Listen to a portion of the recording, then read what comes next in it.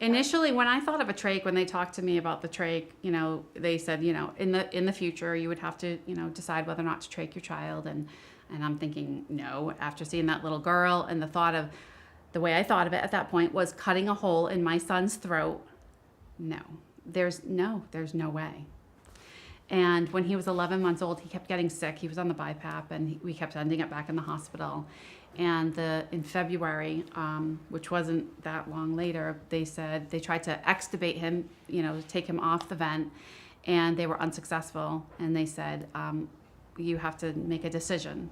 Are we going to let him go and do comfort care, or do you want to trach him and put him on a vent? So I didn't know what to do. I didn't know how to answer that question because my no from before was no longer on the table, because losing my son, letting him go, I didn't want to do that. I didn't want to do that. So they were both bad choices. So I thank God I had my faith, because I prayed every night for 5 days. I said, God, you have to make this decision. I cannot make this decision. My husband at the time, Alex's dad, said, whatever you decide, I will support you, which is nice in a way, but also not terribly helpful. So I prayed. I said, God, you have to make this decision. I don't want to let him go. But what I really want is what's best for him. And I don't know what that is. So, and every night that I said those words, I heard in my head, get the trach. And I just figured that's just my unconscious mind telling me what I want to hear. So it was 5 days. And I remember the 5th night, it was more like, get the trach! And so then I was like, I'm standing there. I sat walking around the hospital, and every once in a while I ask someone, like a nurse or someone, I'm like, does your subconscious mind yell at you? And most people said no. One person I remember said yes.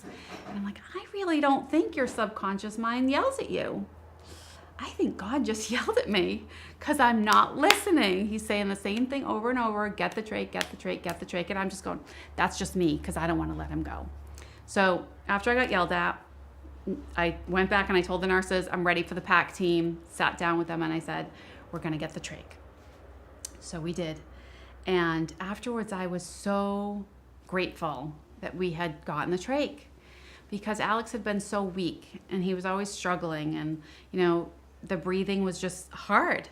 And after he was put on the vent, he was so much stronger in so many other ways, because he didn't have to struggle to breathe so much. And I remember a few years ago, because we were living in this house, so Zoe had already been born. So it may have been 5 years ago, 6 years ago. I was walking through Alex's room, and he'd been sick for a while. And I remember thinking to myself, I didn't say anything. He didn't have a nurse that day. I was his nurse. And I was walking through his room thinking, did I really do what was best for him? And I immediately heard the voice say, you didn't make that decision. And so I immediately looked up and said, that's right, I didn't.